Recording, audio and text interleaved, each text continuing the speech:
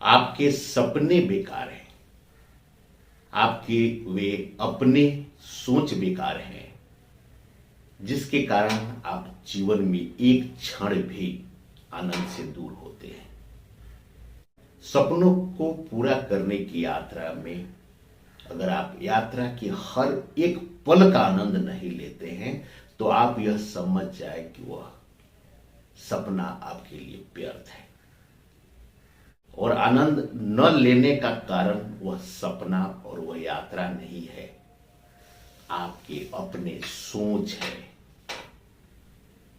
जब तक आप अपनी सोच को नहीं बदलेंगे तब तक अगर आप सपने को पूरा भी कर लेते हैं तो आपके लिए व्यर्थ है। कोई भी सपना आप पूरा कर सकते हैं अगर आप अपनी सोच को बदल दें।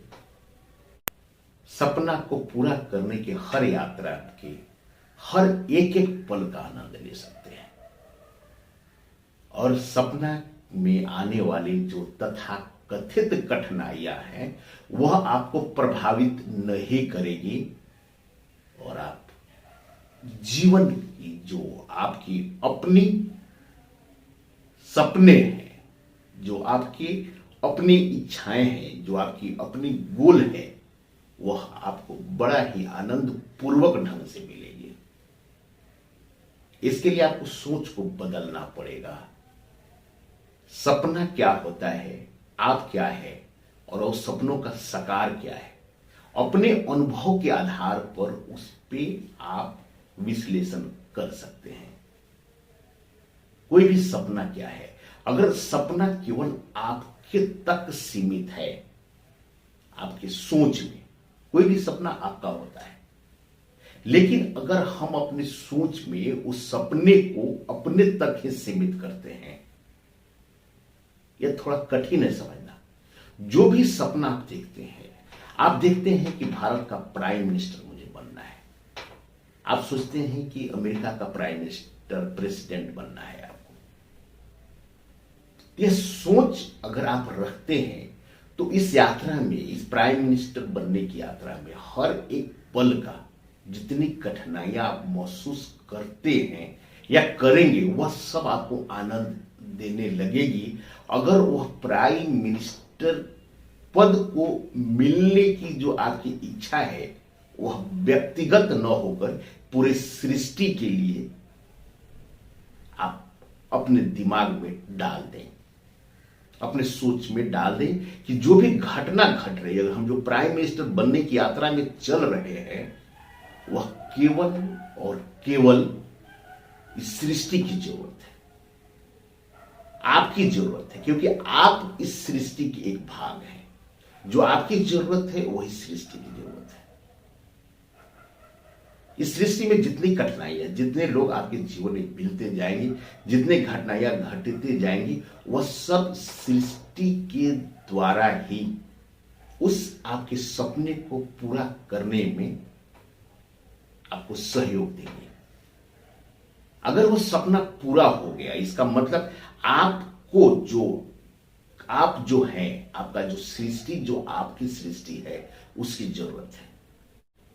अगर पूरी नहीं होती अपना सर्वश्रेष्ठ देने के बाद भी, तभी आपकी जो मन है, जो बुद्धि है, जो आपका परम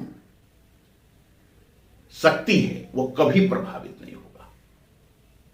आपके प्राइम मिनिस्टर बनने या न बनने पर आपकी सेहत पे कोई असर नहीं पड़ेगा। यात्रा में आपको आनंद की कहीं कमी नहीं मिलेगी। जब तक आप अपने विरोधी को, जब तक आपके यात्रा में कठिनाई पैदा करने वाले को आप अपने से दूर मानेंगे, अलग मानेंगे, जो कि व्यर्थ है। आप क्यों नहीं समझते हैं कि जो इंसान आपके साथ है, जो आपको विरोधी लगता है, जो दोस्त लगता है, वह कोई आपका क्रिएशन नहीं है।